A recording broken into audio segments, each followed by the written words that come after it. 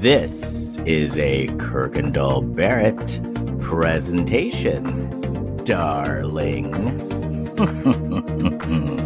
Feed me, meow, meow, meow. Because of this podcast, I'm a gay icon. I'm so hot. I'm so good looking. My salad dressing is amazing. Like the internet at large, there are things you can do on the internet besides porn, but most of it's porn. A lifetime of Hallmark. Well, hello, everybody. It is your favorite day of the week. It is time for another episode of A Lifetime of Hallmark, where we talk about our favorite movies on both Lifetime and the Hallmark Channel and try to make sense of them. I am Les Kirkendall Barrett. Hello, Jason Bowers. Hello, Les Kirkendall Barrett. And hello, Kurt Fitzpatrick. Hello, Les Kirkendall Barrett, and hello, Jason Bowers. Hi. Well, it's been a while. We've been off for a few weeks. The last episode we did was right after the Oscars, and as soon as we finished recording the episode, I was kicking myself and I was kicking both of you for yourselves, because the one thing we didn't bring up was probably our favorite moment of the Oscars telecast, and that was the June Squibb bit. Yes. How? Oh my God. How did this podcast, of all podcasts, not address the amazing June Squibb bit and how perfectly executed it was on the Oscars telecast? Shame on us. I can't believe that we forgot. Yeah. I think we did mention her name during the podcast. I don't think we always did. mention her I name. think we talked about it in the thread, how much we all liked it, and then afterwards I was like, we didn't bring that up. How did we not bring that up? No, she was very good. Her bit that she did was very funny. I'm sorry, June. I realize it's quite dated to be bringing it up now. We're recording this on, March 26th, I believe. But better still, late than never. if you haven't seen the telecast, or at the very least go look up the June Squibb bit, it's very funny. It's very charming and endearing, and she nailed it. Yes. Well, people are still bitching about the Oscars anyway. Oh, really? Are they? Bitching? I haven't heard They're bitching about Honora. Who's bitching and why? Yeah. Why are you mad? People are just bitching because she beat out Demi Moore. Oh, That's people fine. are still talking about that. It's an awards show. Big deal. Yeah. I love award shows. I love Hollywood. I love the Oscars, but also big deal. Move on. I think she's cool about it. And Demi's honestly, I think the fact that Demi didn't win actually is going to work in her favor. You know what? Demi's bank account has been fined for all these years. It will be fined for many more. She's won in life. Yes. I just remember when she was Jackie Templeton on General Hospital. Same. Did you hear her interview with Mark Maron when she's Yes, I talking did. about how she got started and stuff? It's really interesting. Yeah. She ended up like moving all around, and then she ended up living in LA in like the same complex as Nastasia Kinski, right? Is that who it was? Oh, wow. Yes. I didn't know that. Yeah, that's who it was. Yeah, and so they kind of formed a friendship, and Demi was like, "That's who I want to be." But Demi would help her like read lines with her and stuff. Yeah. And then Demi just never. She took like one acting class, and she didn't really have like a lot of acting training, and she just kind of put herself out there. Yeah. I believe. No, I read her book. I don't know if it's necessarily a star quality, although we sort of attribute it to that, but I do believe people that are in positions of celebrity, of notoriety, they have a certain energy which attracts like energy.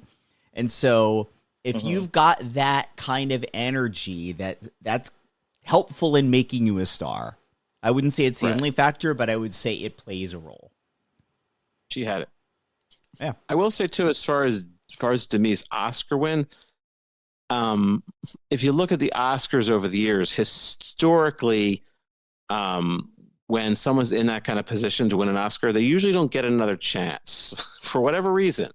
It's like they get this. Who, Demi or the Honora woman? No, it's like when an actor kind of comes who's been around for like years and years and years, and all of a sudden gets this big shot at an Oscar, and they lose. They don't seem to get another shot. Like Bill Murray was, lost of translation. Michael Keaton was supposed to get it for Birdman, but they didn't get it. And they've done good work since then, but it just didn't Michael Keaton win for something else though? Who? Didn't Michael Keaton win later for something else? I don't think so. No. And I think that unlike those other two, and actually more unlike Michael Keaton and Bill Murray to an extent, Demi Moore's been through so many genres that the other two haven't. That maybe that will work in her favor. Yeah, in the long run, she'll be fine. I mean, this for her was a bonus round that I don't think a lot of us expected. Right. So good for her. I've always liked her. Yeah, I kind of thought I don't know, call it sunset of her career, but this sort of next phase of her career, I thought she was at that point in both stardom and age and just the way the industry is going, that Ryan Murphy show that she did about the Swans, which was very good. And yeah, I thought that was going to be her track now, is just do like prestige limited event series TV. Right. Yeah. Oh, I was going to bring this up because I know it's been a couple weeks and I don't know how topical this is. So I was going to say this a couple weeks ago, but I do want to warn our audience. Now, okay, before I say this, I think that Les is going to disagree and Jason is going to agree. Okay. Let's see how this goes. I want to warn our audience. There is a very boring show on Netflix. Okay. Starring Meghan Markle. Oh. And it is Watch with Love, Meghan. No, I totally agree. You do? Okay. The only reason I was going to bring it up because I had this. My husband loves it.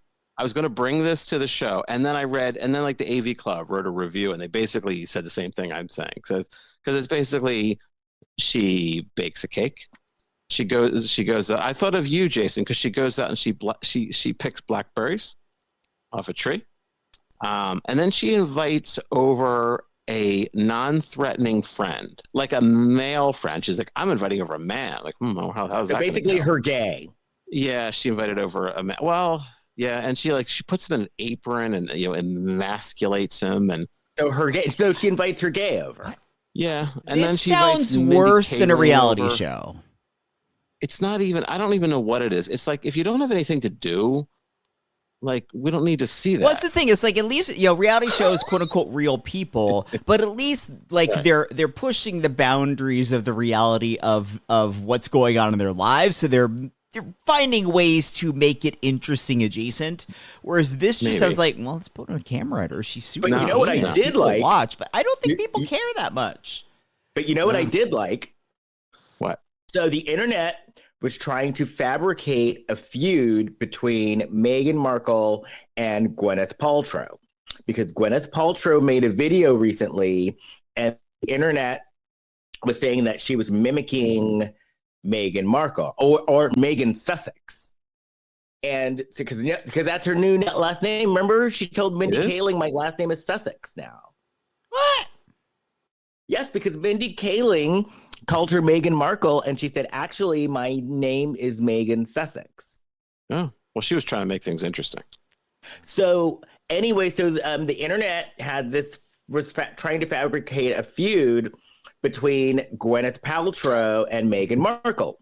And Gwyneth Paltrow, a couple of days ago, just came out with a video, and she's like, I think the internet, they don't know what they're talking about. What do you think? And then the camera pans to Meghan Markle, and Meghan Markle is eating like Gwyneth Paltrow's like muffins or something. And the cynic in me says that they teamed up and helped have their publicists fabricate that rumor. Oh, well, that was resolved. Now, did she name herself after Sussex County in New Jersey? No, she was the Duchess of Sussex. Oh. So is Harry Sussex? Yes. And her kids are are Archie and Lilibet Sussex. By the way, I went to the doctor and I had a really hairy Sussex, and he helped me out with it. Let's come to this. Did you get it removed? No, it just keeps on growing. It's unruly and nobody cares. I think that's probably an attribute. That's good. I guess I have to warn people, but I've been writing to you guys about this stupid show I've been watching on Hulu. Which one? Oh, okay. I'm going to watch that show because you made it sound so ridiculous. I have to watch it. What now. show is this? Did I have miss to this keep watching it. There's a show. It's called Good American Family. Oh, It's okay. about this couple who I think they already have like 3 kids. I guess they adopted those kids. So they adopt a little girl, and she's a dwarf. But it's so clear that this is an adult. Natalia Grace. Yeah. And is it That's so? the The name- parents that's her are name? Ellen Pompeo and Mark Duplass, right? Yeah, Duplass. Yeah. So wait, so does the kid, because Natalia Grace, she looked like a kid. So does this kid look like a kid or no? So this is a true story. Yes. Okay. No, this is the problem with the show, is that I don't believe this girl looks like a kid. I think she looks like an adult. And I believe that's what I've only watched the first episode. So the premise of the show is she actually is an adult, but I'm watching this. There's all kinds of red flags, but then Like, does she have crow's feet? Like she's constantly trying to get her haven't seen- parents to invest in a good IRA. Right? Yeah. Yeah, because she's gonna be too old for the IRA pretty soon. She's gonna start taking out required minimum distributions, income tax season. Like, did she ask her mom for like Motrin and stuff? Yeah, she's watching And CBS specifically shows says not Elspeth. the kid's kind. She said, "Can I stay up and watch Watson tonight?" They're like, "What the hell?" She wants to watch Elsbeth with Les. Yeah, she wants to stop over and watch with Les. Yeah, watch the shows. How dare you? Elspeth is a good show. Anytime she's reading a book, she's like, "Hey, have you seen my readers?" This Matlock's just not like the old one. Hey, hey. He's clearly older, and so they should have made the show a comedy, but it's so serious. Well, it's not funny. Should have gotten a little girl. Funny. Get a little. Don't they have little smart, precocious little actress girls out there in LA? Hire one of those little girls. Who's that? Dakota Fanning? Is she still a little girl? No. Get Kurt, her. if this She were a was smart. Broadway musical right now, it would be your showstopper number, Smart Little Precocious Girl. That's right. I want smart little precocious girls. There's a soundbite for you. To be in this show. Put one of those little girls in the show, because then that would have been good. This doesn't Okay, work. so I have a question. So how long did it take them to figure out that she was an adult? I don't know, because I'm only in the first episode, and I got to keep going with it, because maybe there's something to this. Maybe the joke is on us. I don't know. No, it's a Because true right story. now, this is problematic. I haven't read any reviews of this show or anything, so I don't know if anybody else is pointing this out. I actually But this didn't young know it was lady- out yet, so I'm excited This to young watch lady this because does that not. sounds dumb. It's coming. They're staggering it out. It's coming out like Okay. every week. Well, I'm just getting caught up on White Lotus finally, so Yeah. I haven't seen any. White Lotus is good. I've I've heard seen none of it. I'm 2.5 episodes in to the season. I was going to say Adolescence. And 'cause I was gonna watch Severance. that too. No, Oh. White Lotus. I have not seen. Severance. Oh my god. Oh God, I Oh have my not seen that either. Oh my I'm god. catching up on that now. All right, I won't ruin it, but oh my god. And I'm also watching The Residents Oh, I heard that's really good. On the list. with cameo appearance I don't know by what that Kylie is. Minogue. I don't know what it is. The Residence. Residents? That's Sorry, the I didn't one freak on out. Netflix. It's It's a good. murder mystery comedy starring Uzo Adubo and a huge ensemble cast, including Like Kylie Minogue. everybody is in this thing. Randall Park. Like seriously. I saw. Can I say? and it's a I lady saw detective, the- so Les is gonna love it. I went to the Of theater. course. I went to the What? theater. Okay. I went to the movies and I saw The Day the Earth Blew Up, the Looney Tunes movie. Oh, okay. It was And? great. Did Bugs Bunny It's put on a great. dress? No, there's no Bugs Bunny. It was Porky Pig and Daffy Duck and Petunia Pig. Who put on a dress? Did Daffy Duck put on a dress? I don't think so. But he was bare ass naked at one point. His Well, he's feathers always all came naked. off. Daffy Duck. Feathers came off, but they grew back very quickly. Did his bill fall off at some point? I think so. Yeah. Sounds like you've His bill seen falls this. off, right? Daffy Duck. Yeah. But it's good. I'm telling you, this is like if you were a fan of the Looney Tunes, like myself and a little girl from Good American Family. She grew up with them, watching this during the World War II era. You would enjoy this movie. Did they like go to a wall and like paint a tunnel? They and do then all that through stuff. There's a person who stands up like they're in the theater, like what's going on? You know. Do you think Do you think the girl from, what's it called, Good American Family? Yeah. Do you think the girl from Good American Family likes Ike? I think she voted. Not to get biblical, I think she voted for Pontius Pilate. I mean, she's. Pontius but- Pilate. And by the way, I saw a trailer. There's a movie. I thought this was. I thought I was having a hallucination from mercury poisoning. But there's a movie about where Charles Dickens tells the story of Jesus, and Jesus has a cat. Wait, And it Jesus gets has a pretty cat? grisly. There's a cat involved. This is a real movie, and it gets a little graphic.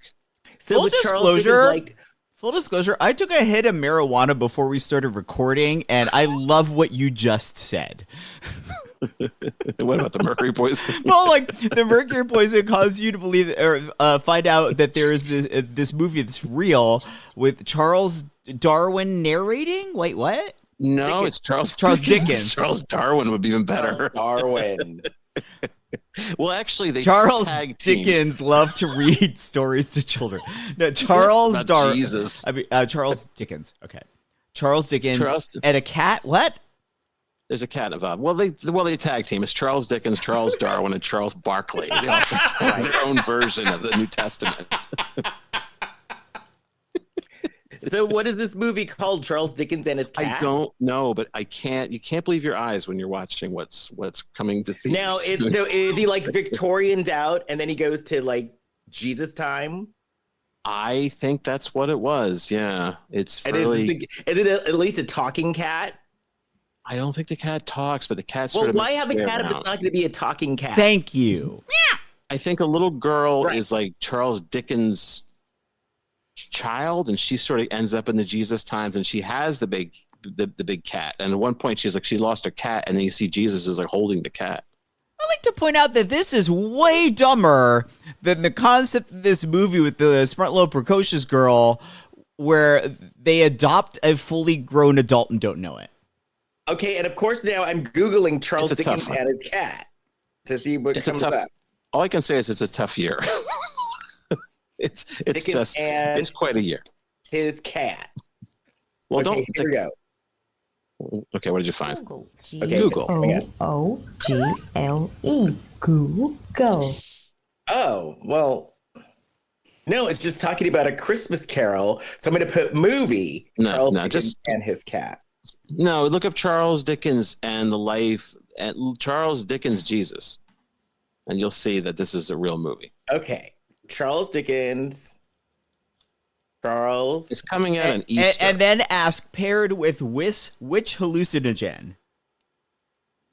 Yeah. Right. So Charles Dickens Jesus. Folks, you can do this at home too. Oh, Charles Dickens Jesus movie. It popped up. See, I'm not making It's this up. called The King of Kings. It's animated. It's an hour and 40 minutes long. Wait, it's animated too? Yeah, it's animated. That's all they were before the Looney Tunes movie. They were only showing previews for animated movies. There's and another it was movie. a about little sneakers. girl. Yeah. Is it Renowned writer overview. Renowned writer Charles Dickens shares the story of Jesus Christ with his son Walter. As his father narrates the stirring tale, Walter becomes captivated with the events of Jesus's life. Oh, okay, so it's a boy. I thought it was a girl. Yes. honest question? girl Is named this Walter. like a Walter. movie made specifically for Christian audiences, or is it just an interesting twist that they're tying Jesus to Charles Dickens? Well, it seemed in like it was animated geared to form. Christian audiences when I saw. Like, did the producers of VeggieTales do this? Well, there's an enormous Christian audience that will support this movie. Okay, and then I like Even that. though it's a strange one. Yes, and I like that this says, "Eek, can't miss this." Okay. All right. Well, that person will be going to see it. I will Is it wait ticket sold? until it comes out. Like, I will wait until screener time, or until it comes out on Max. What do You mean, are think you that in? this movie that we're going to be talking about this Oscar time next year? Well, What do you get? Razzie screeners? I wonder, are there people who get Razzie screeners? That'd be cool. Like That if you is made funny. a shitty movie. wait, okay. I don't like this. So they're showing a Right. part of the cartoon where they're showing Jesus get like crucified. in That's the what I'm cartoon. talking about. Like, I'm not going to like articulate it, but I was saying that it gets a little grisly. Well, we all know how it ends, Well, but I don't think it should be a cartoon well, better than with a get real talking person. cat. That's how don't you have a hook talking kids. cat That's and how a you- crucifixion in the same movie. Like, that's how you get kids paying attention to the story, though. So it's like a bait and switch. Kind of. I mean, I don't know that there's a switch. We're gonna have Walter and his talking cat that's like, I don't know, Walter. I don't know about this. And then they have like a talking cat and a crucifixion. That's not fun. This is the bait, not the switch. Title of ep: Talking Cat to Crucifixion. That's quite a movie. Well, I have to say, that's a new twist on things. But do you know who I think might enjoy this movie? Kirk, do you have any Black China news? Doing a piece of China. China. I'm talking China. The Black China Report. Here's Kurt Fitzpatrick. She might like it because Black China is giving her tips for a happy blended family. Oh. This is an article from E! News from Will Reed. And for the model who shares son King Cairo 12 Wait. ex-fiance. I'm sorry to interrupt, but are you saying the writer of the story for E! News is Will Reed? Yeah, do you know Will Reed? No, I just, as in, I will read this. Will Reed? That I wasn't trying to make a pun. I heard that, and I'm like, I wonder if the writer came up with a goofy name so that people pay attention to it. Carry on. I don't know, but the name is Will Reed. All right, so here we go. So the model who shares son King Cairo 12 with ex-fiance Tyga and daughter Dream 8 with ex-Rob Kardashian. The key to successfully co-parenting with both of her exes comes down to one major factor. I think the main thing is communication and also learning your boundaries, China told Access Hollywood in an interview published March 24th. And if you have your own thing going on, you won't be so much in other person's business. What it said. Sometimes people lose themselves and they're so caught up in the other parent's business to where they can't even focus on themselves, the 36-year-old continued, but ultimately focus on the kids, show respect, have boundaries and communication, and you should have a healthy co-parenting life. The Robin China alum, real name Angela White, also urged other co-parents to clearly define their relationship, especially if they choose to end things romantically. If you say you're done, be done, she insisted. Don't be off and on with them either, because that can stir up some stuff. Now, while China has had some public ups and downs with her exes, including a lengthy legal battle with Rob's sisters Kim Kardashian, Khloe Kardashian, and Kylie Jenner, as well as his mother, Kris Jenner, she's since found love again with music producer Derek Milano, to whom she got engaged in October 2024. I can go on and on about how much you mean the world to me and never get tired of it, he wrote on Instagram at the time alongside a video of his proposal. Every day with you feels everlasting, and it is such a blessing to call you my fiance. I love you so much. 5 months later, the couple are still going strong, though China, who recently marked 900 days of sobriety, said they're still in the early stages of wedding planning. I don't have a date yet, she told Access. I thought we did, but we don't have a date yet. And that's it for Black China for this week. Do you know who the voices are in this cartoon? Black China and Wendy Williams. Pierce Brosnan, Okay. Mark Hamill, Oh. and Ben Kingsley. Wow. Do you think Ben Kingsley plays Jesus, so then he's played both Jesus and Gandhi? Oh, that's the goal. Oh. Wait, That's like the acting version of specifically an EGOT. You get to play like a certain like selection of roles that are all somehow related. You could play the Buddha. You could play the Dalai Lama. Yep. Right. The L. Ron Hubbard. Right. So Oscar Isaac is playing Jesus. Kenneth Branagh is Charles Dickens. What? Even Uma Thurman's in this movie. The hell? Right? Now I'm fascinated. Well, I brought this up. I thought it was fascinating. Here's some more interesting thing. I got an update on Wendy Williams, too. She's excited. Okay, this is from People magazine. Stephanie Wager and Daniel Bacher reporting this. Wendy Williams is excited that a trial by jury will soon decide her fate. It's a crime to keep somebody isolated, she says. So the main takeaways here are how her healthcare advocate has told People magazine that the former talk show host is excited for a jury to determine if her guardianship should be terminated. And she said that Wendy Williams has passed the mental capacity exams during her hospital visit on March 10th. She was alert, oriented, or satisfied by that, and she's been outspoken about her desire to end the guardianship. So you go, Wendy Williams.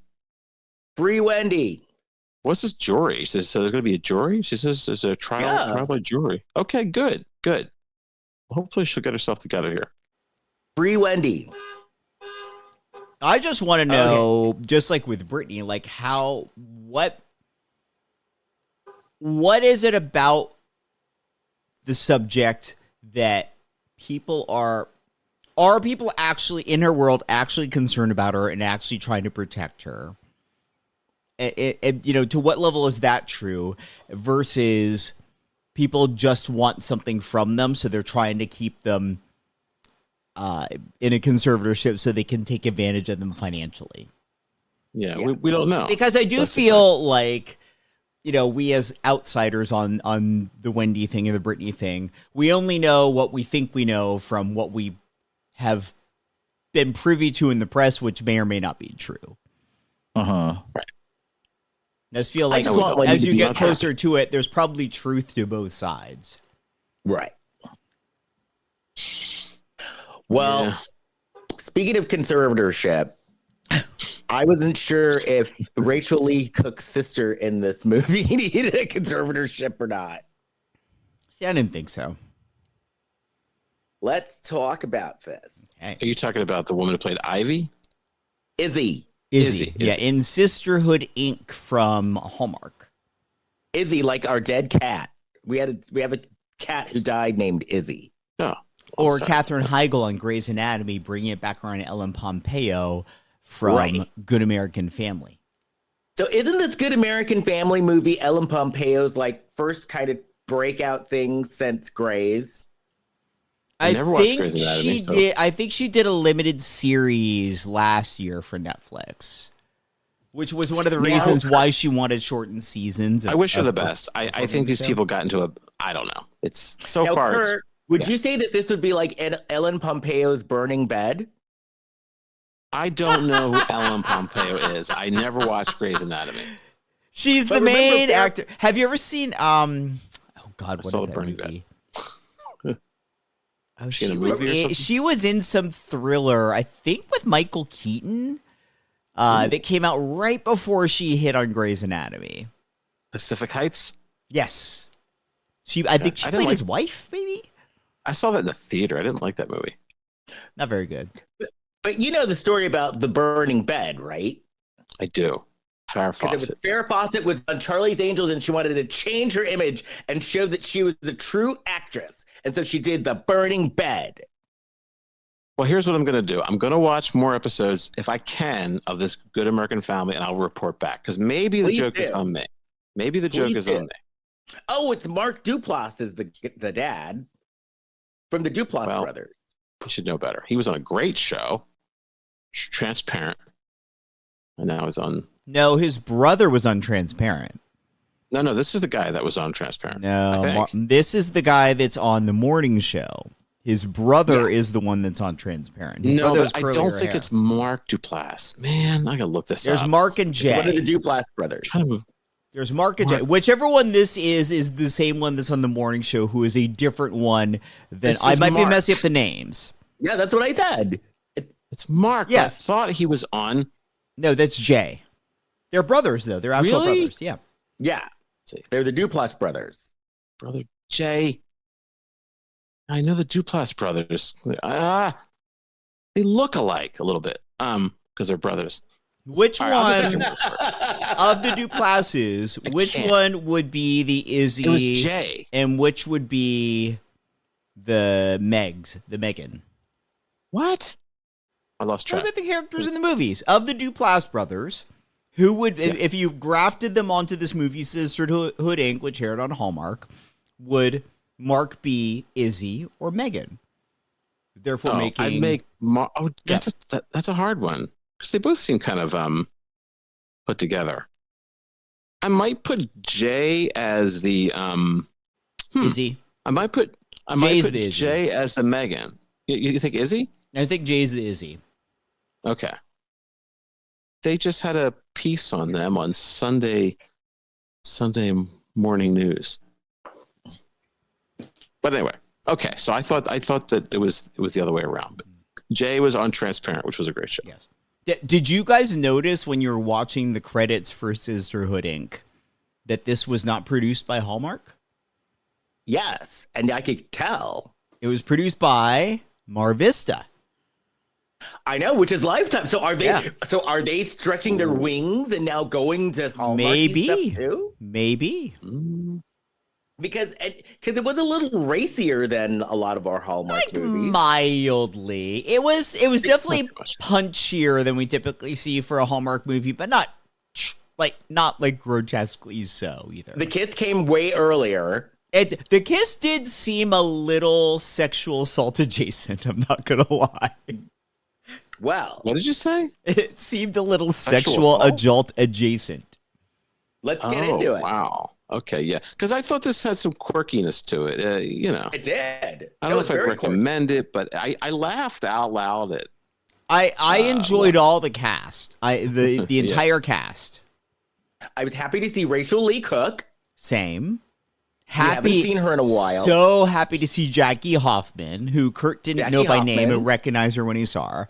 And I saw it, yeah. anyone that Sorry. has acted in LA, that has worked as an actor or sought after a career as an actor in LA, has heard of Judy Kain. And Judy Kain is in this. And she was good. She was very good. Yes, she The guy from The was. Sopranos. The guy from The Sopranos. Yeah, the guy from The Sopranos. Oh. Yeah.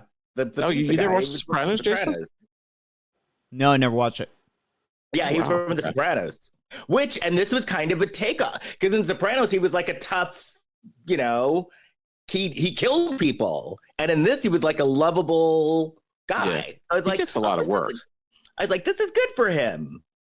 It was a different side. Well, he works a lot. So- He was just in a commercial that's been like airing constantly. Yes. Dog food commercial. Yes. Where they stuff somebody in a trunk because they. Yeah. A hardcore commercial. So, we're All right, in let's go. Chicago. We see Rachel Leigh Cook, otherwise known as Megan, on her exercise bike. And then She busy. we then cut to her sister, Izzy, who reminded me of me when I was in high school, because she was just getting home from the club and it was like 8 a.m. She's not in high school though. No. And it was funny because sometimes, like, I'd be getting home from, like, during the summers when I was in high school, I'd be getting home from because I went to high school in Spain. So I'd be getting home from the club as my dad was leaving for work, and we'd pass each other in my front yard. And your parents allowed that? I wouldn't have been allowed to do that. I was in Europe. Everybody was doing it. The drinking age, when I was in high school, the drinking age in Spain was 14. 4 years old. Wow. So I was clubbing at 14. So by the time I was like 17, I was like good to go. I'm in a 12-step program for a reason. How young were you when you first danced on a box, Les? A I was box. 15. What's a box? Like a box. So you get up on a go-go stand and you dance. Yes, a go-go box. I'm okay with not being familiar with that. Did I tell you guys about the Gollum go-go that I saw at the Abbey a Just few weeks ago? laughing? Did I talk about that on the What? podcast? No. Oh my! I can't. This is a bit of a tangent, but it's a funny story. So, a couple weeks ago, it was like one of the first nicer days we've been having here in LA for spring, and I was at the Abbey with my friend Brad, who I've talked about in this show, and we're standing there, and we have a drink, and we're watching, and there's like a go-go stand. We're kind of like the go-go stand is up against the street, so the back of the go-go is to the street. And so Brad and I are like watching the go-go dance, but not really. We're paying it. You're just like having a convo. And then into our like field of vision, our frame, in walks a woman fully dressed head to toe like Gollum. Like wearing a leotard, prosthetic makeup, but looks like it's done purposefully bad because it's sort of torn behind the ears. Almost like, oh, I'm so tragic. I can't even do my makeup to go out to the bars, and this person dressed as Gollum is then mirroring / mimicking / making fun of the Go-Go's dancing behind him. So, you know, every time he'd sort of like move his arms, she'd move her arms that way, and it was going on for a while, and Brad and I are like the only two people clocking that this is happening, or at least the only ones paying attention. The Go-Go, I don't even think realizes it's happening, and so we're just like, what the fuck is happening? We joke about it.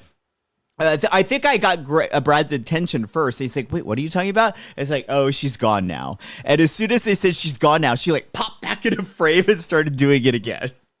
So this went on for a few minutes. They move on. We move on to another bar. We're in this other bar. And then all of a sudden, Gollum walks in again. And everyone's face is like, what the fuck? What the hell is happening? Like Gollum is walking in.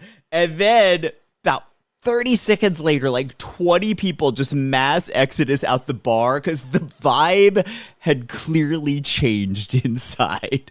Because there's a person just walking around the bar on a Sunday afternoon dressed as Gollum. That is crazy. It was Turns amazing. out their life is threatened. Yeah.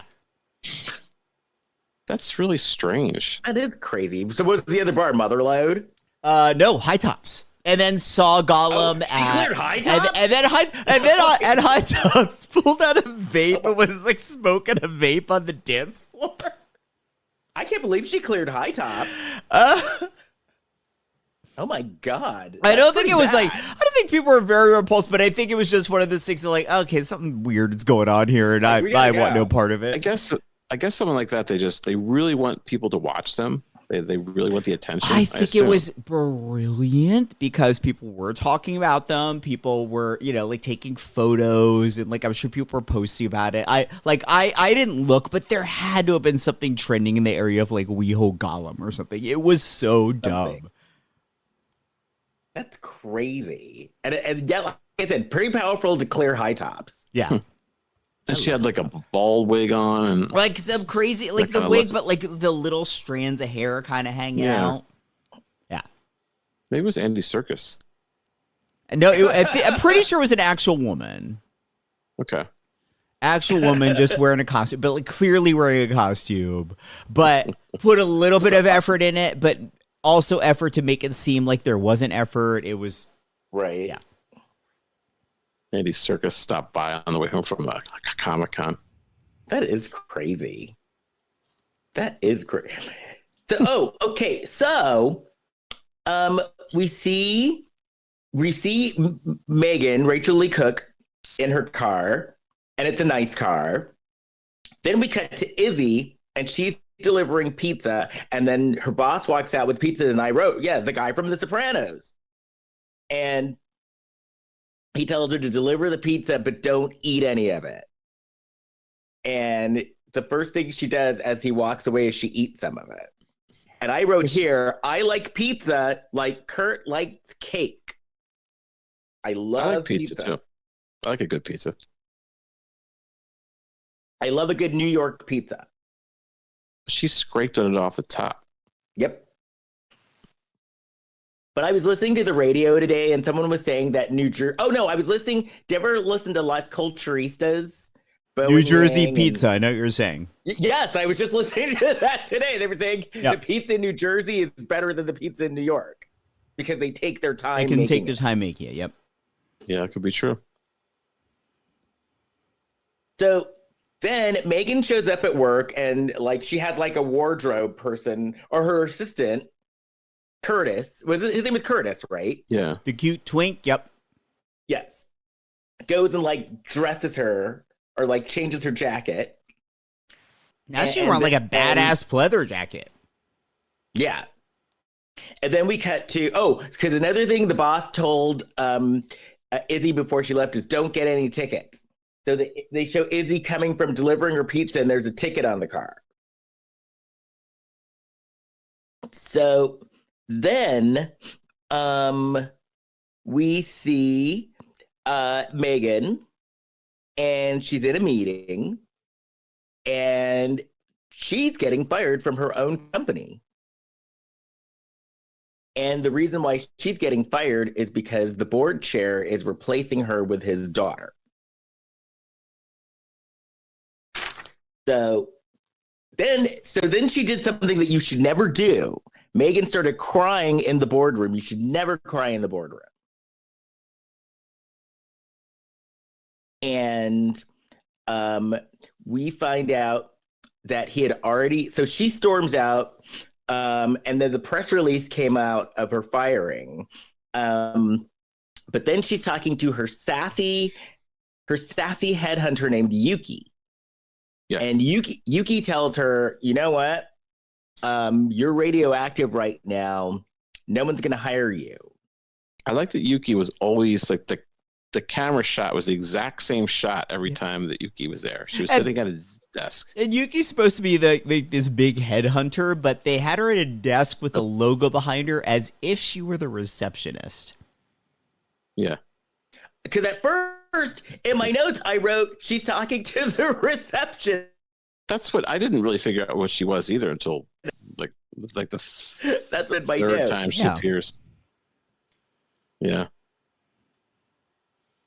I liked it. Well, she said something. She said something about being a headhunter. So that's how I kind of clocked that. So then we see Megan at home. She's going through her mail. And she's... Okay, I put here she was bubble hopping. She watched Now, a what was video bubble on hopping? YouTube. Oh, that was the video that she stumbled upon on YouTube from this like douchey, self-helpy psychology guy. And he was talking about like, get out of your bubble, go try out another bubble. And the reason that's relevant is because this guy comes back later in the movie. Right. So then her assistant Curtis comes over, and he's like, listen, you need something to do. You need a project. And then she, like, her phone rings, and it's her mother calling her. And her assistant was like, wait, you have a mom? You have a sister? And she was so, like, wrapped up in her work that, like, her assistant, who had worked with her for years, didn't know that she had a mom or a sister or a stepdad or a dead dad. Because then she talks about how her dad died when she was 13. I see dead people. And that her sister Izzy was 13 years younger. So then we see Megan. She goes over to her house, and Izzy opens the door and then like shuts it in her face. But we just find out that's Izzy's sense of humor. And I wrote here, her stepfather Ken is very happy. Yes. He's quite jovial. Yes. He's happy-go-lucky. And her mom is actually pretty happy too. They watch Mama's Family together. Right, exactly. And then her mom and her stepdad, Mama's Family. She gets Mama's Family-ed. Oh, they were Mama's Family? Mm-hmm. Oh, yeah. The mom gets Mama's Family-ed, you can tell. Bust that Ken Burry. Up the Eunice. Damn. So then, I forgot to mention that at the beginning of the movie, when Izzy came home, Izzy told her mom that like she got her car towed or something. The name Ken Burry just now seems so dirty to me. Getting Ken buried? It's just the name. F Troop.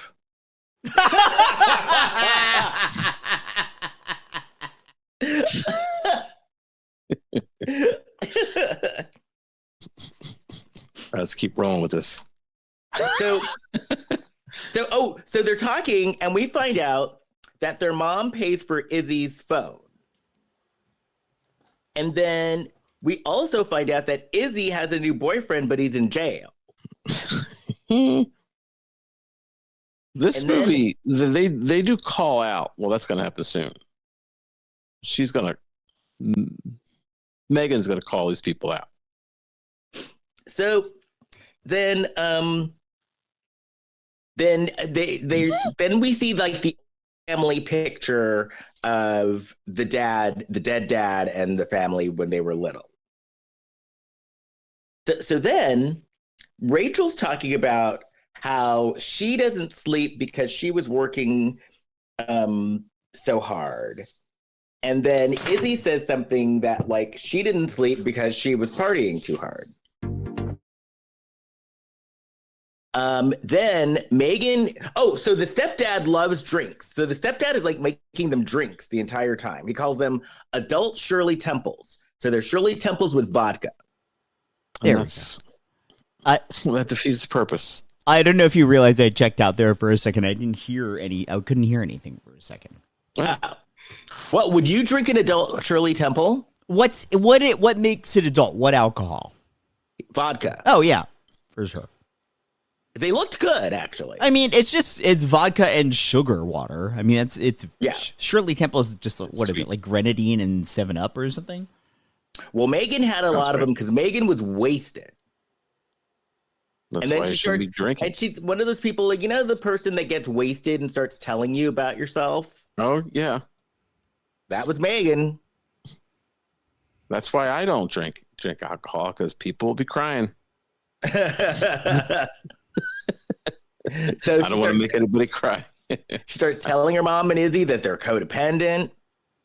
She basically starts telling Izzy that she's a loser and she could turn her life around. And Ken actually agrees with Megan. I will say when I'm a few drinks in, I don't know that I'm more astute with my observations. Maybe when I'm stoned, but definitely not when I've been drinking. Well, Megan was basically telling Izzy that she was a loser. She's not wrong. And then she was telling the mom that the mom took care of Izzy too much. Also not wrong about that. No, but she's right saying these people are codependent. She's a mother is paying her daughter is 29 years old and she's paying her phone bill. That's not good. So then the next day, unless there's extreme circumstances. Okay. So then the next day, Izzy goes to Megan's house, and Megan is hungover. And Izzy talks about going to a sound bath, and I wrote, I go to a sound bath once a week. I love going to sound baths. Oh, well, once a week? Yes, in my yoga class. Do you mind me? I've been to a sound bath once. For me, it seemed like something like I'd probably only do that one time. It really didn't move me one way or another. I wasn't. I didn't feel like I wasted my time, but I also feel like it didn't enhance my time. What do you get out of it, if you don't mind me asking? Well, so my sound bath is always at the end of my yoga class. So, I've done this. They hit like a gong. Yeah. I mean, would you say is it bowl. sort of under the umbrella of meditation? Like, how would you explain it to somebody who's never done it before? It's kind of under the umbrella of meditation. Yeah, I have done this as well. I've done the exact same thing Les did. So at the end of the yoga class, like the last part of it, what's it called? Vinyasa? What's a word for it? Vinyasa, yeah. So they kind of do this. They kind of hit the bowl, and you just kind of lay there and relax through it. Do they walk you through it, talk you through it? I don't remember. No, you kind of just lay down. You get into some kind of like a comfortable position for about, it could be like 10 minutes or something like that. Yeah, Or maybe, yeah. And it's very relaxing. Yeah. So Izzy is feeling like a loser. Her 30th birthday is coming up in 3 months. And so Izzy asks Megan to help make her a success. And she's like, I'll do anything you say. Just, help me like turn my life around. So Megan Asked her to kill a guy.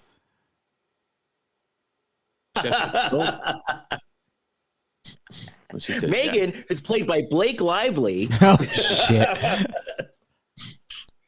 Because wasn't there a movie that Blake Lively asked a friend to kill a guy? Robert Blake Lively. Wow. I don't know. Is that a simple plan? I've never seen it. I don't know. I think so. Okay. I think so. There's a sequel out now. Simple Plan. Yeah. Isn't that the one with Billy Bob Thornton? No. It's with Blake Lively and Anna Kendrick. Correct. Oh. Directed by the guy that did Bridesmaids. Paul Feig. Paul Feig, thank you. Feig, who also did the Ghostbusters movie. Well, interesting. But I kind of like this idea of this woman turning herself over to like her sister, to anybody, somebody who's going to like remake her life, take control of her life. I do think that's an intriguing idea. Yes. I do too. And so her sister got like a bunch of experts. And she called them the board of directors. So then Megan's on her way to the meeting and she's trying to park parking space. And I wrote, that's going to be the guy. That's going to be the potential boyfriend for sure. And we should point out the guy is the guy from the video earlier in the movie about getting out of your bubble. Yes. Bubble hoppy. He wants to get in her bubble, you know what I'm saying? Yeah.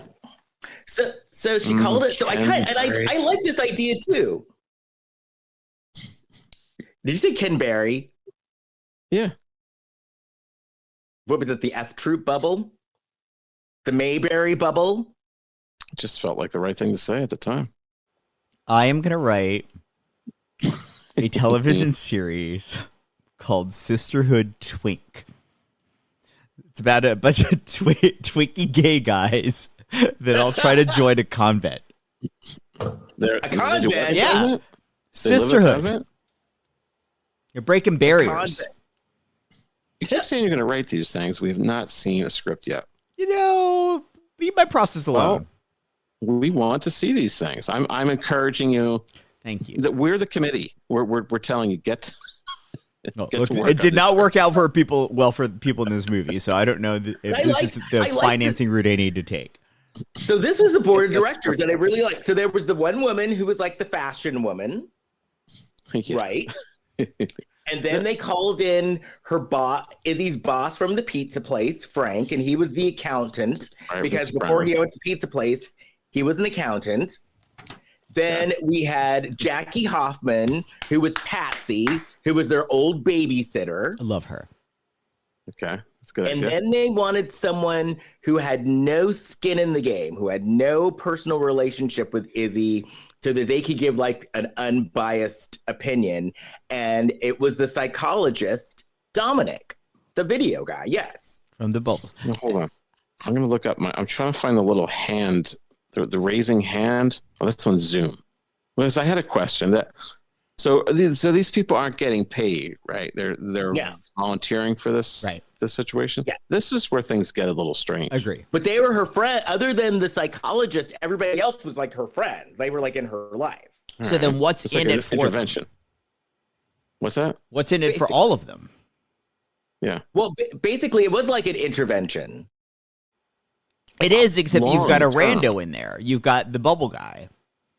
And maybe... But then I get... Because maybe they're intervening because they all want something from her. Like maybe she owes them money. So they're She probably does. Their point of view for stepping in to lend a hand here isn't necessarily because they want to help Izzy, but maybe it's like, oh, she owes me $5,000 and I want my money. They're not getting it. But the psychologist, his whole point was he had no skin in the game at all. He's trying to get the skin in Rachel Leigh Cook's game. All right. Which, by the way, Rachel Leigh Cook, I guess, was supposed to be in her 40s. She looked really good. She is, yeah. Now, where have we seen her before? Josie and the Pussycats. Was it She's All That?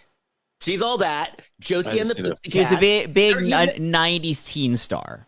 I didn't see those You movies. didn't see Josie and the Pussycats? No. I didn't see that either. Get out.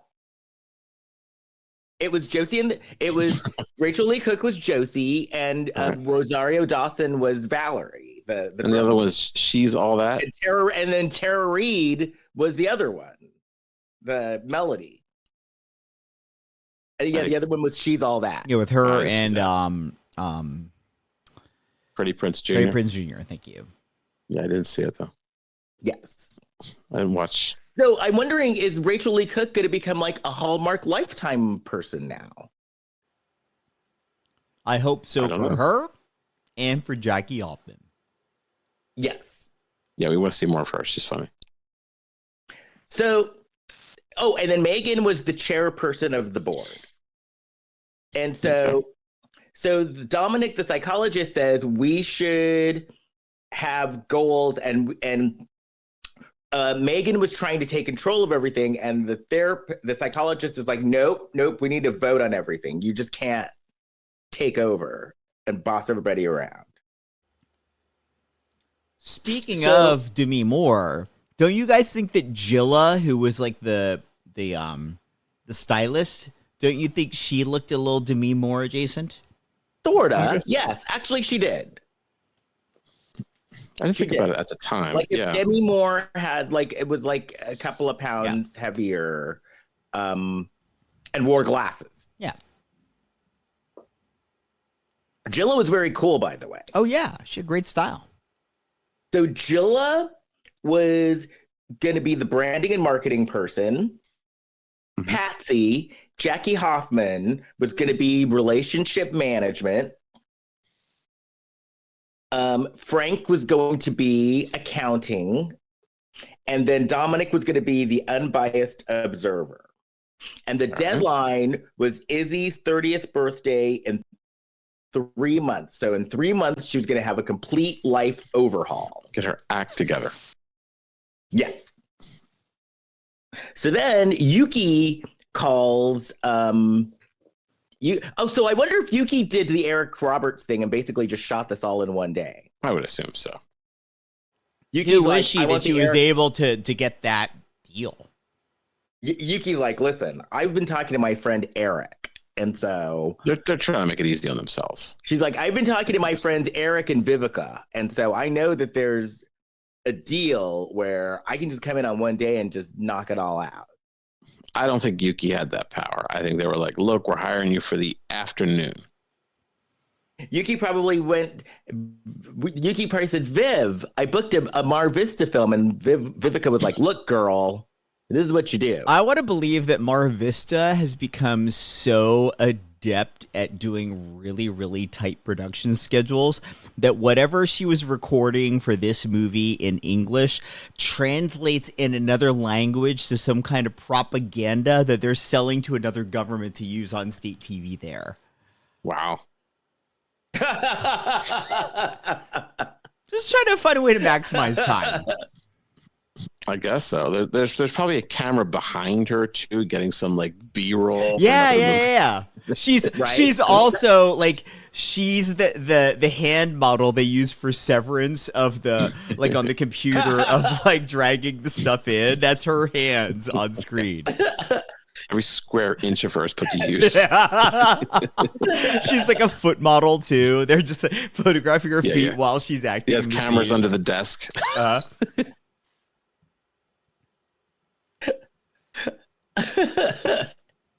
Okay. Oh, so then Yuki tells Megan that this headhunter this rich guy is looking to invest his money in an app.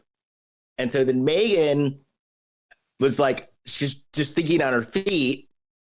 And she's like, oh, I have an idea for a new app. I could turn someone's life around. And, that's going to be my new app. So then we see Frank. He's trying to help Izzy do her taxes. And so she has like her receipts stuffed in old food boxes. Which I didn't think she was too bad. I mean, she did have her receipts organized. She just hadn't done her income taxes in a while. That's a problem. Right. And then he says he gives Izzy an assignment. She's supposed to learn this new sentence. I can't afford it. I'd be good at helping somebody out with something like that. Would you like, so if someone showed up with a bunch of takeout boxes of receipts, would you be like, what the hell's wrong with you? Or no, I would think it's kind of organized in a way. I mean, obviously it's old school, but at least she's keeping her receipts and she's organizing. Yeah, because if you're at sort of where Izzy is with her life and her career choices, you don't need to itemize anything. You don't need those receipts. All you need are your W-2s. You're fine. No, but it's good to know outside of her income taxes. It's good to know if she writes down all the information from her receipts, she can see what she's spending. She can see what she's spending per week, per month, what she's spending on. That would be good for her. And what kind of Bitcoin should she be investing in, Kurt? I don't know anything about Bitcoin. We're dealing with the basics here. The basics. I was just trying to get us some new listeners, people that are, maybe they're collecting the coin. Oh, okay. Yeah. So then, what's a receipt? So then the other friend, what was her name? The friend that looked like Demi Moore? Jilla. Jilla was like, Jilla had a bunch of stuff that she was getting rid of, a bunch of outfits, but they turned out to be like these designer outfits. They were like sample sale items that she was given for wherever she worked before. Okay. Right. This is where I'd be no help. And so this was going to be part of Izzy's rebranding. And then we have a makeover montage.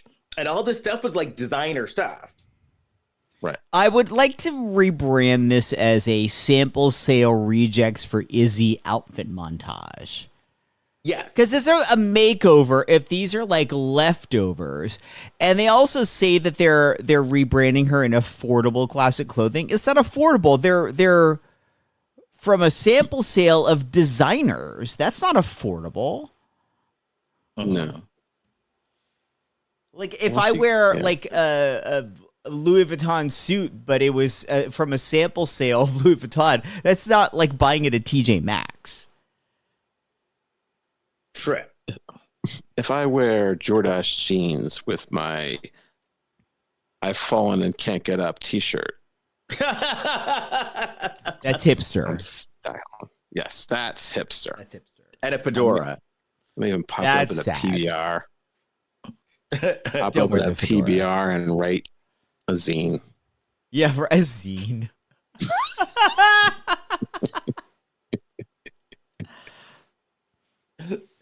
So then they were looking for her new career prospects. And so her potential career ideas that she had for herself was she wanted to either be a yoga instructor. Oh, this wasn't her idea. No, this was Izzy's idea. This is presented to Izzy. A yoga instructor, an esthetician, or a clown. A clown school. Now, I thought this was funny. This is the part I laughed out loud when Only Murders in the Building woman, Jackie Hoppin, she just says, esthetician sounds fun. That just made me laugh. It was the way she said it. Estheticians actually make good money. Oh, yeah. That's a skincare professional. They kept saying it was somebody who pierces ears. I think they do more than that. No, they do more than that. Yeah.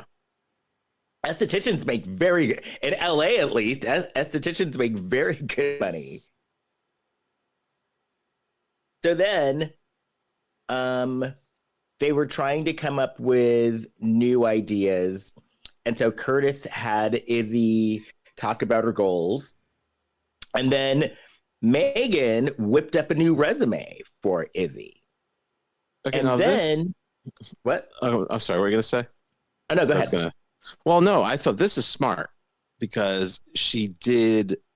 You can, not so much exaggerate, but you can put yourself in the best light, as we can say. Right. Because I remember somebody sat me down years ago, and she's like, "Look at my resume." She said, "Now look at this." She said, "I did that once, and I have it on my resume." So it was actually smart advice that they gave. What was it that she did? I don't remember what it was, but it was like some kind of office work that she did. So there was like some kind of skill that she did once professionally on a job, but she had it on her resume as if it was like something that she had a lot of experience with. You can make yourself look good. Yeah. Well, that's what she did. So I thought that's good advice. Yuki got Izzy a job interview at an art gallery. And then they gave Izzy a social media makeover, which I didn't understand. Well, I don't know how important it was. I mean, if you're posting trashy stuff about yourself on your social media, if you're not even trashy, but stuff that might hinder you from getting a certain kind of job, you want to clean that up a little bit. It's like, dressing nice to go meet the parents of someone you're dating. Like, It's not necessarily you're misrepresenting yourself, but you want to put your best version of yourself forward, at least for now. Clean up your OnlyFans. Yeah. And then I want to get that job at the church record. Right. Mm-hmm. And so then someone quoted Marilyn Monroe, and Dominic gave them shit because they quoted it wrong, and it was actually Bette Midler. Yeah. From Hocus Pocus. The quote was from Hocus Pocus. Hocus Pocus 2. Which I loved Hocus Pocus 2. Did you see Hocus Pocus 2? No, I've never seen Hocus Pocus 1. I've only seen it recently. Hocus Pocus 1 or Hocus Pocus 2? 1. I am not enamored by it because I didn't grow up with it. I don't but I liked Hocus Pocus 2. Sure. Fell on you. Oh yeah, that's why I'm not going to watch it. They one of those musical numbers. Yes, of course they did a musical number. No. And then she put a spell. No, but it wasn't. No, but it was an appropriate musical number. Yeah, I'll say that the music in the movie is appropriate. And I don't think Hocus Pocus is bad. It had been hyped up for me by people that grew up with it. So therefore it's sort of imprinted on their sense of entertainment and humor. And so the expectations were set way too high. And so I've seen it and I'm like, sure. I saw another movie where they did that music thing, and I don't want to say anything. You guys are going to get mad at me. You better say it. What movie? And they were doing sort of like lips. They were just like dancing around. What movie? All right. There's a movie called Wine Country. Oh, I didn't watch that movie. With the Amy Poehler one? What's that? I've never seen that movie. The movie that Amy Poehler directed? Yep. I don't remember them doing that. They're like in a van, and they start playing some song from like 2005, whatever. And they're just like kind of dancing around. In that context, I'm okay with it. Because the characters are listening to a song in a van. What I don't like, where I agree with you, Kurt, is if there is a song in a movie that it has not otherwise been a musical, where all of a sudden they're having people sing out of nowhere with no context as to why they're singing, I am not on board with that. But if it's a scene where people are listening to a radio in a car, that's a totally normal thing. But I think that was supposed to be entertaining for us, and I wasn't into it. But yes, there are two different things. The First Wives Club musical number is completely different from that. How dare Correct. you? And in Hocus Pocus, they were at a Halloween party and there was a band, and then the witches went and took over for the And they band. sang. There is some context there as well. Yes, I Okay, agree. that might make sense. Yeah. And they sang, "I put a spell on you." And I know there are people at home, but I think, well, witches don't exist. I don't know. Maybe our listeners do think witches exist. But Bette Midler exists. I just don't. Bette Midler was in the First Wives Club and Hocus Pocus and Hocus Pocus 2. WeHo Bette Gollum Midler. also exists. Bette Midler is a national treasure. Yes, she is. Yeah. And don't you dare disparage her movies. No, Like First Wives not. Club.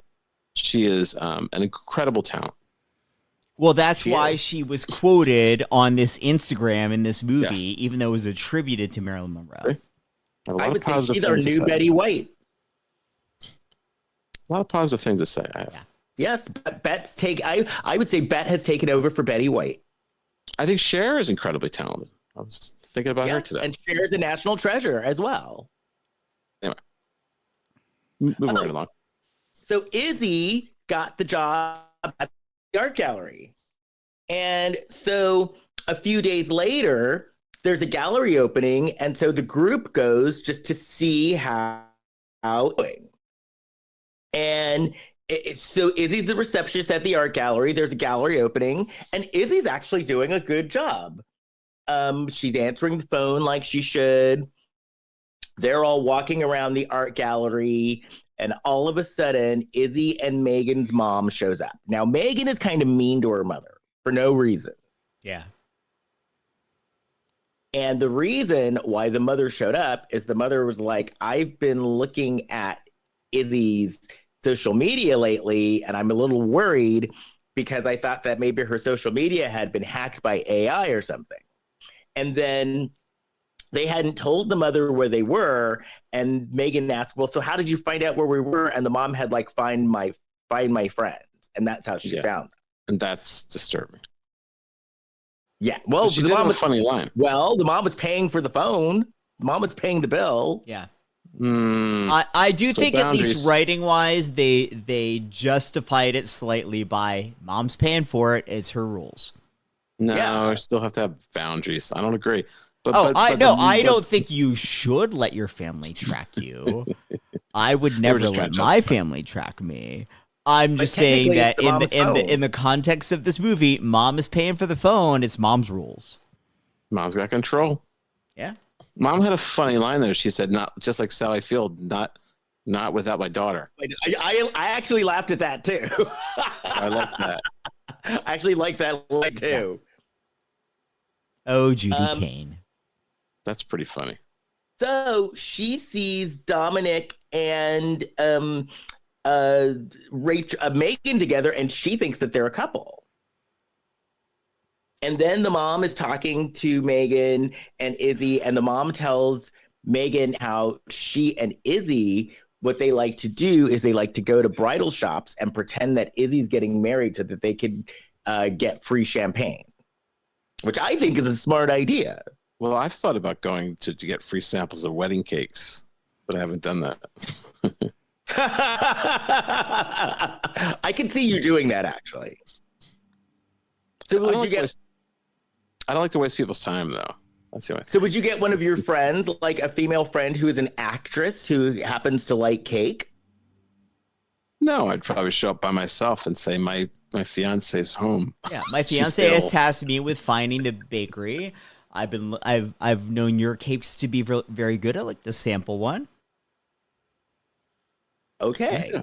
I don't know. I don't want to be dishonest. So are you the type, Kurt, that goes to like an ice cream place and like, can I have a sample? And Can I have a those sample of little vanilla? Can I have a sample of vanilla? I want to see what it tastes You like. should go to Costco, Kurt, on sample day. I used They to have be all bad. those samples. I bet you do eat. I bet Kurt like goes like rah, rah, rah, rah, rah, on sample day at Costco. I used to give out samples like that. Would you eat half of them? No, but you get to bring stuff home. No, I used to be bad. I told you I used to go to like meet and greets, and I would eat meat. Meet and greets. It's eat meat for me. Yeah, I've cleaned up my act a little bit. Like, would you go to like gallery openings and like eat the cheese and the grapes? Yeah, and stuff? yeah. Mm-hmm. Movie events. some kind of movie, something at the film farm or something. I don't know. And I would go and like I'd make a meal out of their hors d'oeuvres. So like you'd eat the grapes and like the. I should have been like social, like network is what you're supposed to do, but like this is dinner time. So were you like this people like I don't know about New York, but here in LA sometimes when they have like the SAG screenings and they have like hors d'oeuvres, and then it's like some of these people it's like, oh my God, did you eat this week? Calm down. Mm-hmm. Yeah.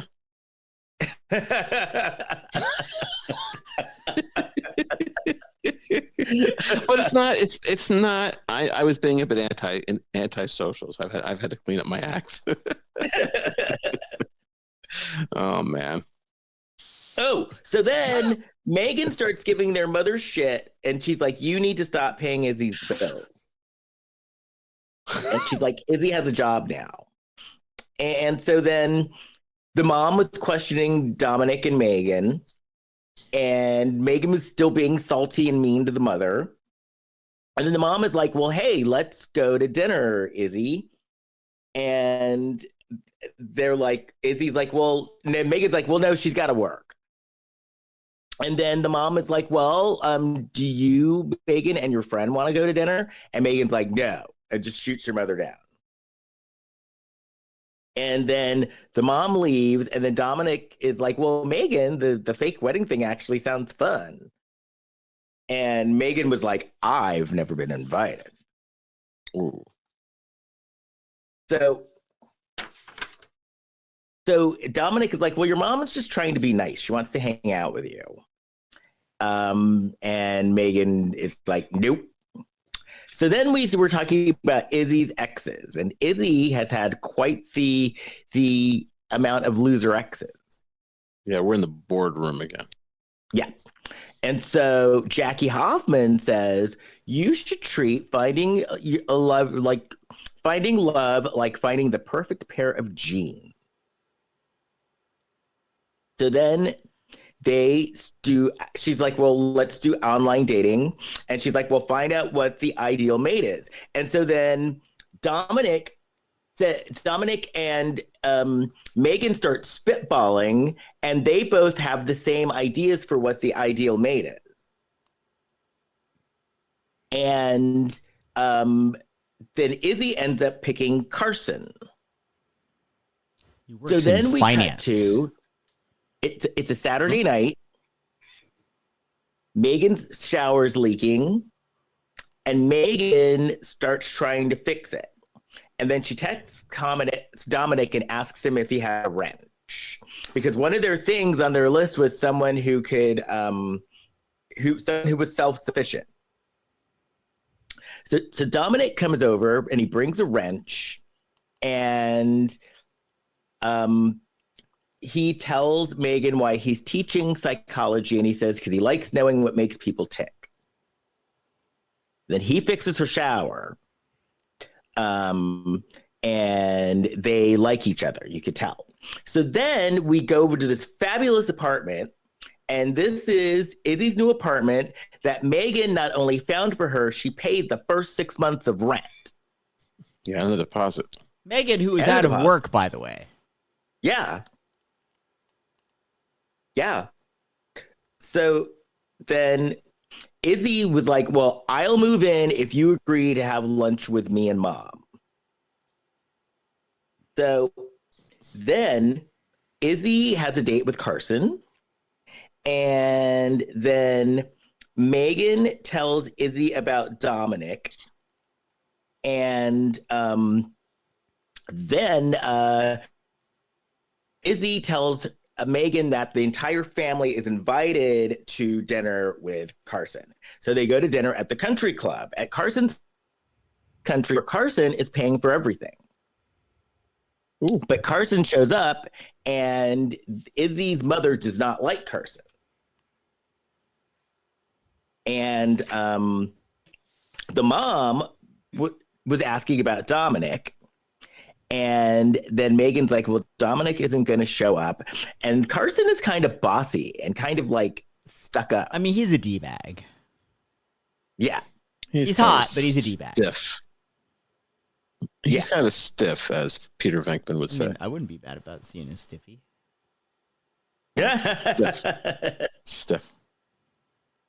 And so not a stiffy. So they're going to an event.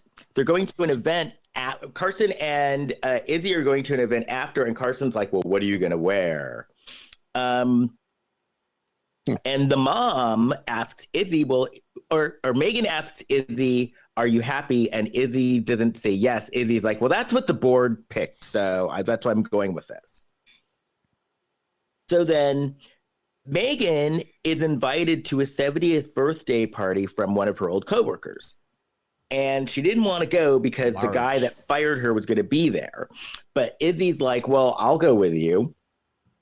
So they go to the party and Izzy cusses him out. Yeah. And, Randall. Yeah, she cusses Randall out. And they leave.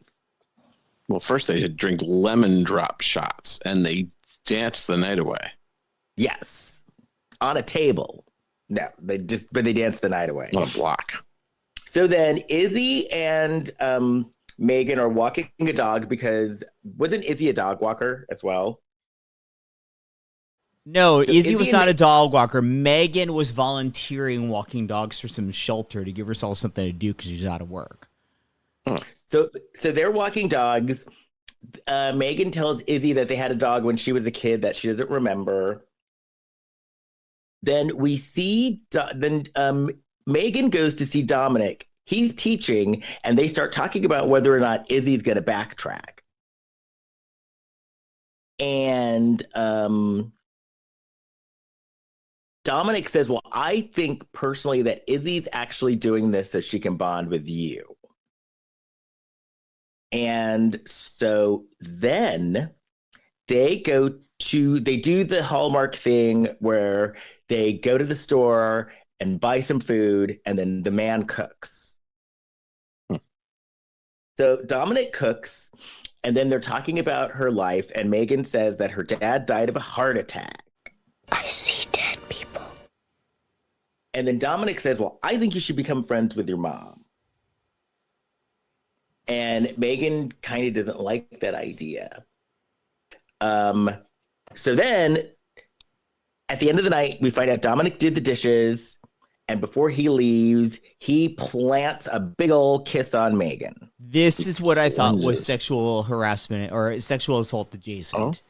Because there wasn't like that sort of lingering, we're saying goodbye, but we both kind of want the moment to continue. Maybe if we kiss, it's okay.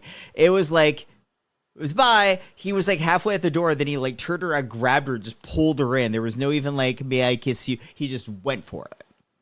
Huh. And so it went from being like, "Oh, this could have been romantic," to like, I think he went a little too far. Right. Okay. Okay. So then we cut back to Izzy, and she's on a date with Carson. And Carson's like one of these D-bags who's normally like, "Oh, I'll order for the table." But this time, Izzy was like, "I'd like to order for myself, please." And then they're talking, and Carson's talking, and Izzy's like, "You know what, Carson, you never ask about me."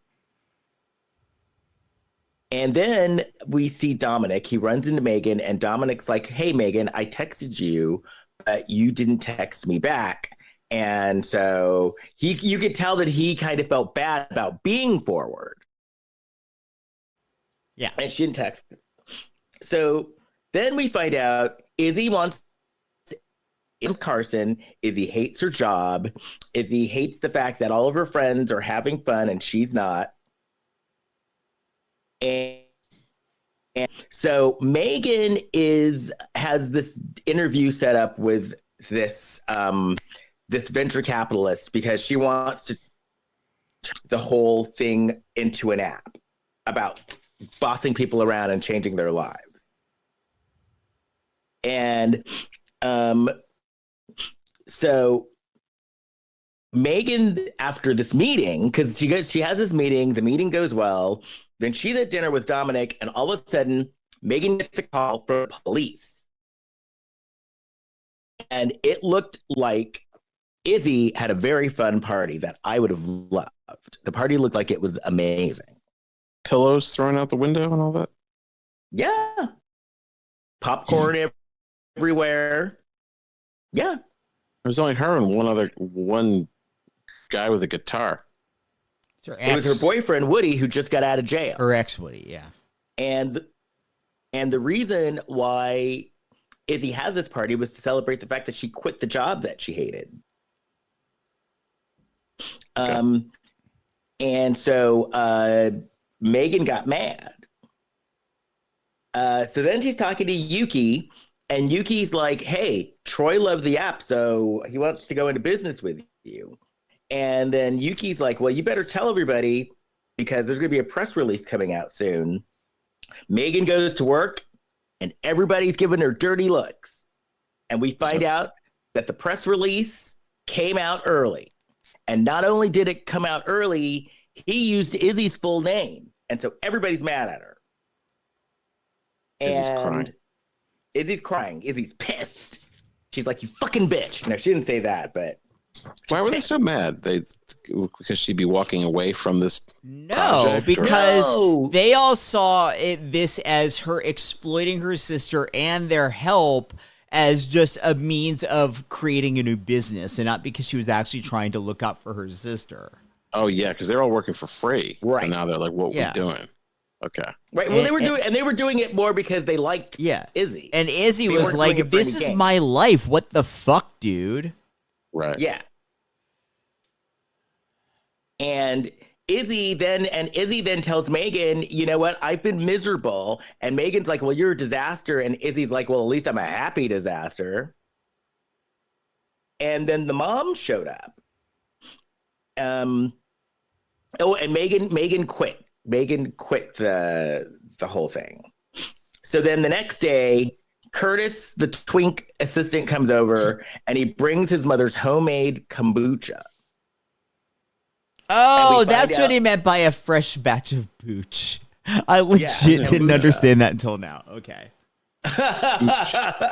So what is that? That's like Kombucha liquor is something? this like bougie. It's not quite a love tea, kombucha. not quite Bougie. a juice, but they sell it in stores like Whole Foods everywhere here, and it's got like live cultures in it. I want to say, Yes, it's good for your gut health. yeah, good I for your drink it every day. That's what it is? Pro or prebiotic.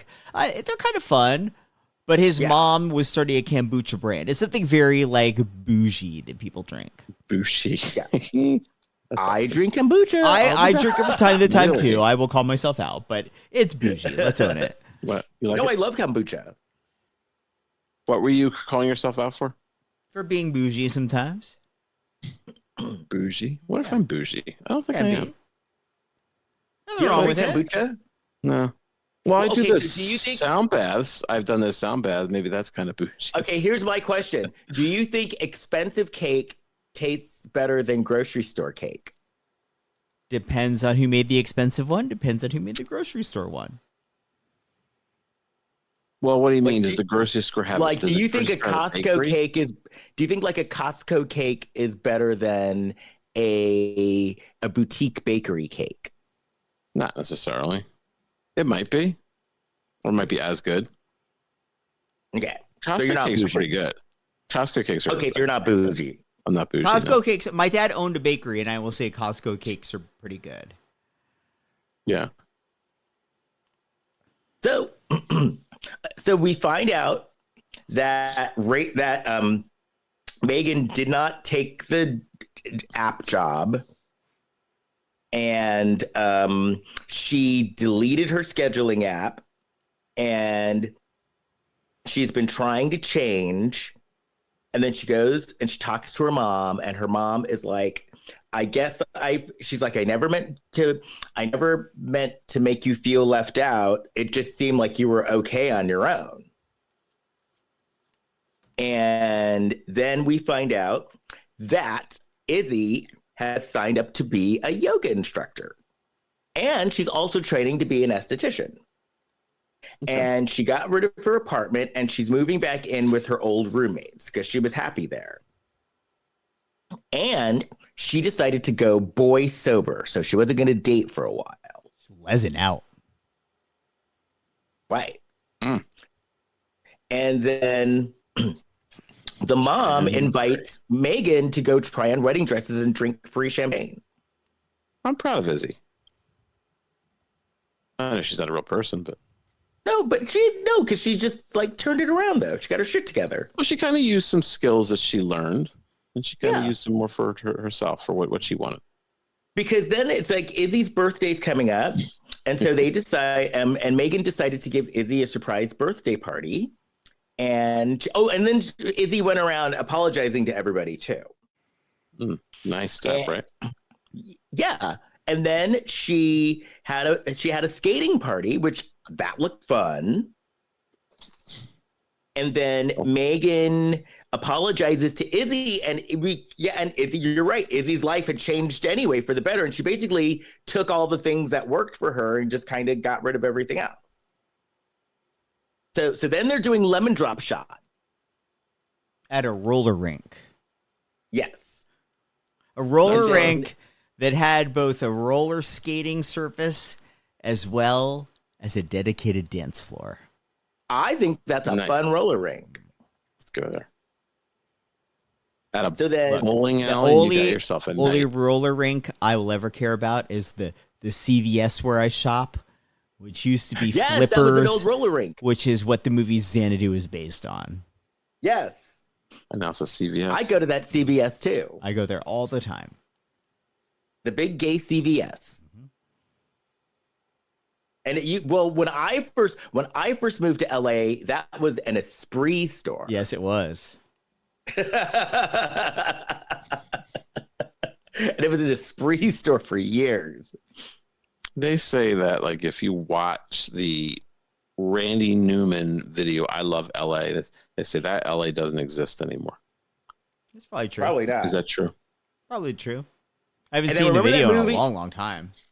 Then remember that movie, Thank God It's Friday, and they went to the whale? You ever see the movie Thank God It's Friday? I don't know if I've I seen think it. so. And they went to a disco, and the disco was a whale's mouth. Where's that? That is across the street from the Beverly Center, and it is now where like the subway is and all that. Oh, okay. Wait. That used to be a disco. When I first moved here. Okay. So Dominic shows up. Megan apologizes. Then they're dancing and they're talking, and she tells Dominic that she has started a new business with her old assistant Curtis and his mom, and she's helping promote their kombucha.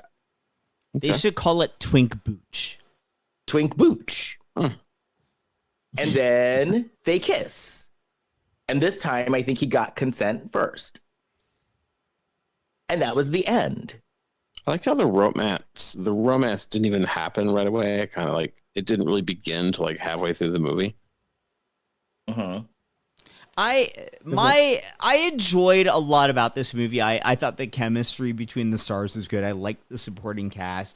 I liked the sort of out of the box premise idea of the movie. I just feel like a lot of times they'll have we want to hit a couple of beats in this movie where we see that the couple do this, this, and this, but they don't always think of how are we going to wrap this all up. And I feel like they should work sometimes from the backwards and from the end and figure out how they're going to wrap it up so they can make their way to that. And this movie didn't really make their way. It just sort of fizzled out. Like, did you know that like Gone with the Wind, she wrote the movie backwards? No. Or she wrote the book backwards. She started with the end and went backwards. They should do that with some of these Hallmark movies. Yeah. Like start at the end and then go backwards. Yeah, I thought this movie has some quirky elements that I appreciated. And I like this probably more than a lot of the other ones. It was had a little more original flair to it. But, well, what I like that it was light. It was like a light fluff movie, but it wasn't stupid. It was pretty fucking stupid. But it was fun. But it was like fun. Like it was like they were in on the joke, though. They weren't like. Well, it wasn't like like the Hallmark movies where it's stupid, but they're trying to be so earnest and they don't get that it's stupid. Yeah. This movie got that it was stupid. Yeah, and that's fair. Played along. Yeah, I think that's probably the Mar Vista influence there. Plus, I just because that's like normally their lifetime. So normally, normally aren't those like the killer movies and the psycho I would movies? say a Lifetime movies broadly all sort of wink at, we know what we're doing here. Yeah. So I think this was like that. I would give it a borderline a slight thumbs up. I agree. Because I did like it more than a lot of the other stuff. I'd give it a 3.5 stars. Stuff in it. 3.5 out of 5. Yeah, that's about right. 3.5? 3.5 out of 5. Yeah, I would give it around that too. Because it was, it was fun. It was fun to watch. It's good to see Rachel Leigh Cook back on our screens. Had a moment or two. And I like the resume advice. She was cute, Rachel Leigh Cook. And I'm going through a similar birthday thing. Because I have a big birthday coming up, not this year, but next year. Oh, wow. Okay. A big birthday. What are you going to do? Because you've got your act together. You're out doing. But I'm trying to figure out. But I want to enjoy this next year, and because the next birthday I'm officially going to be in the second. I'm going to be 60. Right. So did you say that's your second half of your life? Yeah. Yeah. Sure. Because come on, 60. In another 60 years, living to 120 isn't going to seem that wild of an idea. Right. Well, I think I'm going to live over for 100 for sure. Same. So. And I think Kurt is too. That's your family history? Well, my grandfather died at 99. Oh, okay. My grandfather died 3 months before his 100th birthday. Wow. Okay. So, Anywho. Well, we'll be doing a podcast until we're 100 years old. Yeah. Yes. And then the Hallmark movie would be like, she lived on Neptune and she came back to Earth to go help her dad save his business. Well, at that point in time, it's going to be the Hallmark Truth Social Palmolive network. Right. They'll probably have a sequel to that Good American Family, but the little girl now should be like 120, and they'll still think she's a little girl. Well, they can that's the great thing about that is they can keep rebooting that premise with the same actor. It won't matter. Like I said, I've got to give that. I'm sucked in. But anyway. Well, if you want to find me, you can find me on Instagram at Kirkendall or on my website, leskirkendallbarrett.com. And I actually don't have anything to promote for a few months. Oh. Jason. Speaking of sucked in, if you've been sucked in by our podcast, you love it, please subscribe to us. That way it just downloads automatically to your device. Tell all your friends about it. Please rate and review us. Give us 5 stars wherever you listen to your podcast. It helps more people find the show. You can find all of us on Facebook, Instagram, and Threads at Lifetime of Hallmark Podcast, on TikTok at Lifetime of Hallmark Pod, and on Blue Sky at Lifetime of Hallmark. And you find me on Facebook, Instagram, Threads, TikTok, and Blue Sky at Big Shot Jason. Kurt. I want to give out my handyman's cell phone number. I want everybody listening to this to call him up, and I want you to ask him why he's not helping me out with my steps. No, I'm not going to do that. I just came up with that idea. I think it's a good idea, and that might be my threat. No, I don't have anything to promote you. This guy, he wants. I think he wants to retire. If you want to retire, retire. If you don't want to work, don't work. Right. Okay. So that's that guy. Anyway, that's a whole other problem. So I don't know. I want to say because I was a big proponent of this big supporter of this Looney Tunes movie, so I wanted people to see the day the Earth blew up. I have nothing to do with the movie except I love Looney Tunes, and I want to see more movies like that. So I'm taking this moment to promote that, and that's it. All right. And that's all, folks. Dun dun dun dun dun dun dun dun. Boom. Bye. Yeah, by the way, in the movie, are we still in the air? Yeah. Yes.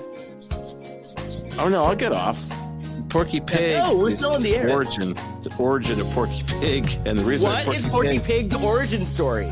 Well, Porky Pig becomes a stutterer because a vase hits him in the head.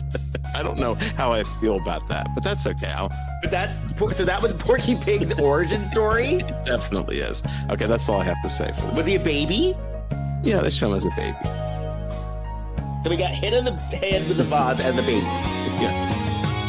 I'm done. Okay, I'm gonna stop because I could go on for hours because I have questions. I'm done. I have questions, but anyway, I'll ask them next week. Bye. My bill is falling off my face. Bye. Okay, bye.